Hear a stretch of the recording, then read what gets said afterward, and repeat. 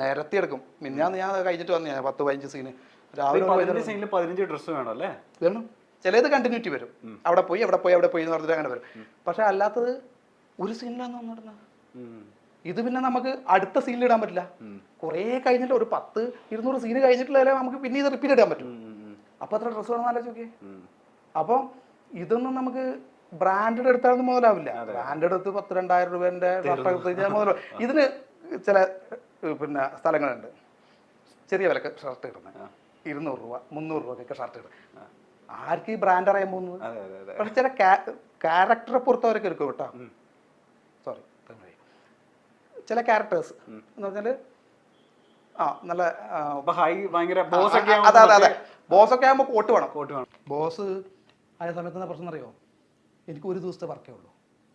എന്ന് വെച്ചാൽ ഞാൻ പോകുമ്പോൾ എൻ്റെ അവിടെ കോളേജിൽ, ഹീര കോളേജിൽ ഇത് വേണം, ഓഫീസ് റൂം 15,000 രൂപ അവിടെ വാടക, എനിക്ക് കോട്ട്, ഇതൊക്കെ കോട്ട് ഇങ്ങനത്തെ സാധനങ്ങളൊക്കെ കമ്പനിയാണ് പ്രൊവൈഡ് ചെയ്യുന്നത് കേട്ടോ. ഈ ഡോക്ടർ ഡ്രസ്സ് അങ്ങനെയൊക്കെ ഉള്ളത് കമ്പനിയാണ് പ്രൊവൈഡ് ചെയ്യുന്നത്. അപ്പോൾ ഇവർക്ക് കോട്ട് വാടക എടുക്കണം, എൻ്റെ കാരവാൻ വേണം, അല്ലെങ്കിൽ വലിയ ഫോർച്യൂണർ അല്ലെങ്കിൽ ബെൻസ് അങ്ങനത്തെ വണ്ടികൾ വേണം. അപ്പോൾ ഈ ഒരു ദിവസം കൊണ്ട് ഇവരെന്ത് ചെയ്യും? എൻ്റെ സീൻസ് മൊത്തം എടുത്ത് തീർക്കും, അല്ലെങ്കിൽ എക്സ്പെൻസ് കൂടും. അതുകൊണ്ട് ഞാൻ ജോയ്സ് സാറോടൊക്കെ പറഞ്ഞ് എനിക്ക് എന്ന് വെച്ചാൽ ഞാൻ ഇവിടുന്ന് ഇൻസ്ട്രക്ഷൻ കൊടുക്കും, നിങ്ങൾ അങ്ങനെ പോയിട്ട് അങ്ങനെ ചെയ്യണം ഇങ്ങനെ ചെയ്യണം എന്നൊക്കെ പറഞ്ഞിട്ട് ചെയ്യും. അവസാനം എൻ്റെ ഗുണ്ടക്ക് 14 ദിവസത്തെ വർക്കും എനിക്ക് ഒരു ദിവസത്തെ വർക്കും. ഞാൻ ജോയ്സ് സാറോട് ചോദിച്ചു, പറഞ്ഞു ഞാൻ സാറേ എനിക്ക് ഗുണ്ടയാക്കി തരാം പറഞ്ഞ്. ആന്നേ ചേട്ടാ, ഒരു ഫ്രണ്ടിനെ വിളിച്ചിട്ട് നമുക്ക് 2 വാക്ക് ചേട്ടനെ പറ്റി ആരോട് ചോദിക്കാൻ പറഞ്ഞാൽ ചേട്ടൻ ആരുടെ പേര് പറയും? ഇപ്പൊ നമുക്ക് ഫോൺ ചെയ്യാൻ പറ്റിയ സ്വാതന്ത്ര്യമുള്ള, ഏത് പച്ചപ്പാതിരാത്രിക്ക് വിളിച്ച് 2 തെറി പറയാനൊക്കെ സ്വാതന്ത്ര്യമുള്ള ഫ്രണ്ട് ആരാന്ന് വെച്ചാൽ ആരുടെ പേര് പറയും? മനീഷിനെ വിളിക്കാം. പിന്നെ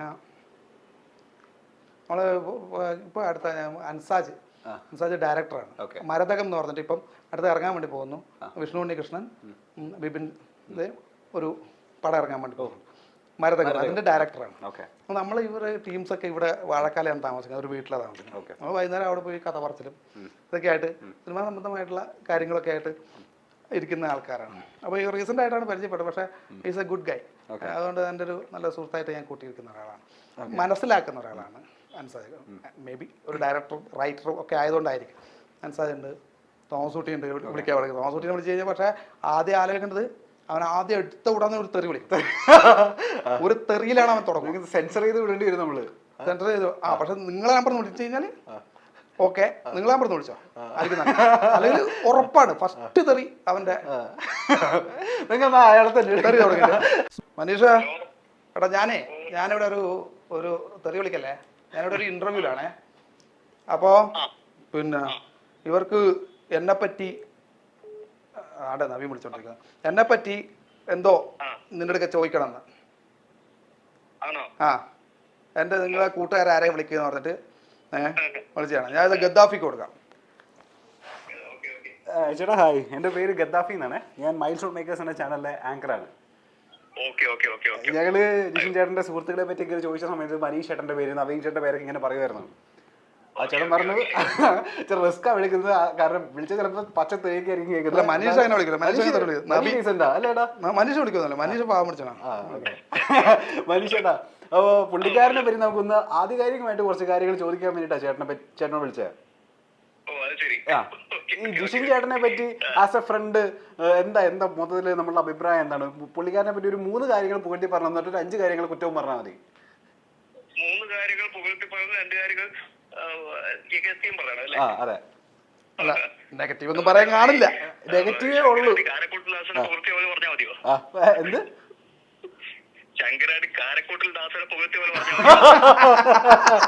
ചേട്ടൻ മനസ്സ് പറഞ്ഞോ?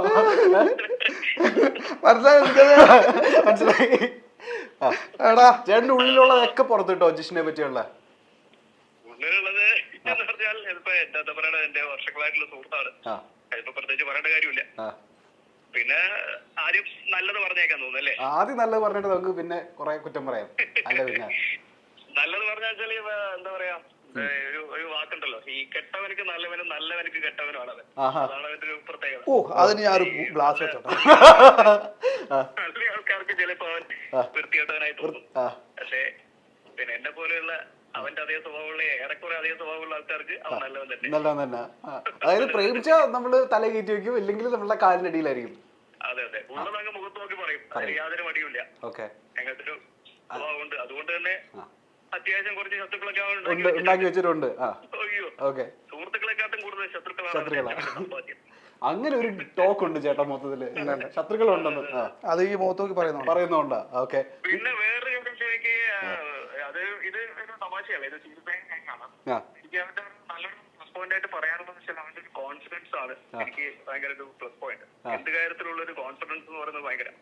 ഇപ്പൊ സത്യം പറഞ്ഞാല് ഇപ്പൊ ഞാൻ അത്യാവശ്യം പാട്ട് പാടാനും അത്യാവശ്യം ഡാൻസ് ചെയ്യാനും അറിയുന്ന ഒരാളാണ്. ഞാൻ വേറെ കൊണ്ടല്ലോ, ഞാൻ അത്യാവശ്യം പഠിച്ചിട്ടുണ്ട് ചെറുപ്പം മുതൽ. ഇപ്പൊ ജിസിനെ സംബന്ധിച്ചിടത്തോളം ഇങ്ങനെയുള്ള കാര്യങ്ങളൊന്നും പഠിച്ചില്ല. അവനൊരു ആഗ്രഹവും അവന്റെ ആഗ്രഹത്തിന്റെ പുറത്താണ് അവൻ സത്യം പറഞ്ഞാൽ അഭിനയിക്കാൻ വന്നത്. ഇപ്പൊ അങ്ങനെയുള്ള ജിസിൻ ഈ ഡാൻസ് റിയാലിറ്റി ഷോക്കൊക്കെ എന്നെ വിളിച്ചിട്ട് എടാ വാടാ നമുക്കൊരു ഡാൻസ് റിയാലിറ്റി ഷോ ഉണ്ട് നീ വാ എന്ന് പറയുന്നത്. അതായത് ഡാൻസിന്റെ ടാ പോലും അറിയാത്ത ജിസിനാണ്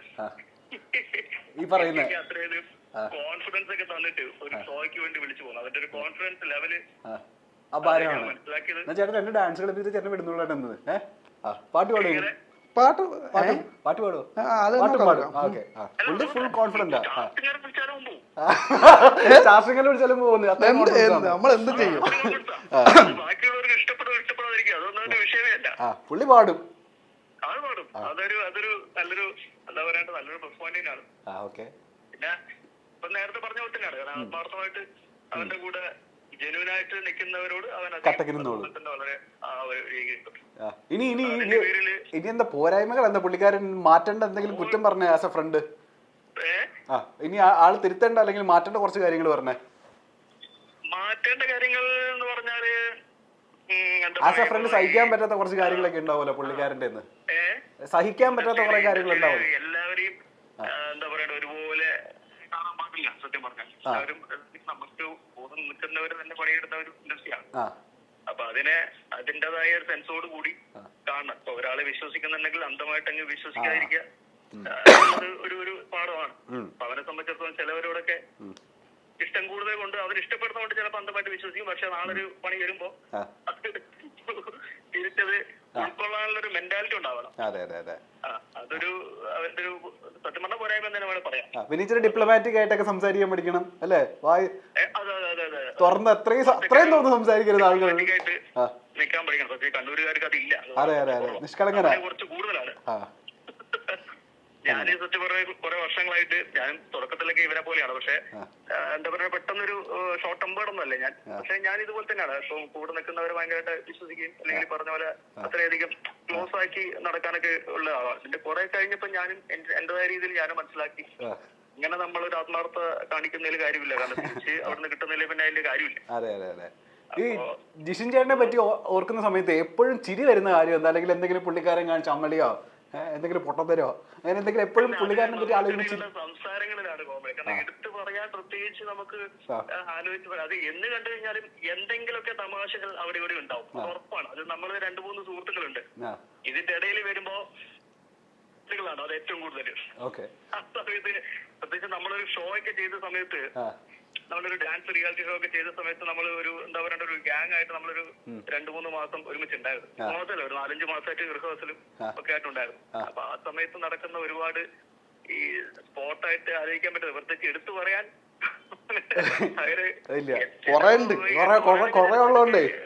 കട്ട് ചെയ്തിട്ട് കളയേണ്ടി വരും. സെൻസർ ചെയ്യേണ്ടി വരും നമ്മള്.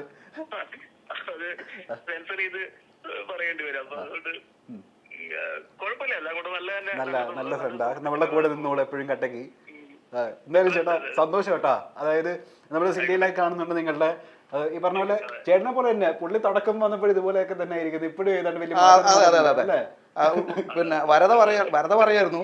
അവള് പിന്നെ LKG പഠിക്കുമ്പോ മുതൽ കാണാൻ തുടങ്ങിയ അന്ന് ഇതുപോലെ തന്നെ മനീഷ് ചേട്ടാ നിങ്ങളെ ഞാൻ സ്കൂളിൽ പഠിക്കുമ്പോ മുതൽ കാണുന്നല്ലേ എന്ന് പറഞ്ഞിട്ട് അല്ലേ LKG പഠിക്കുമ്പോ മുതൽ.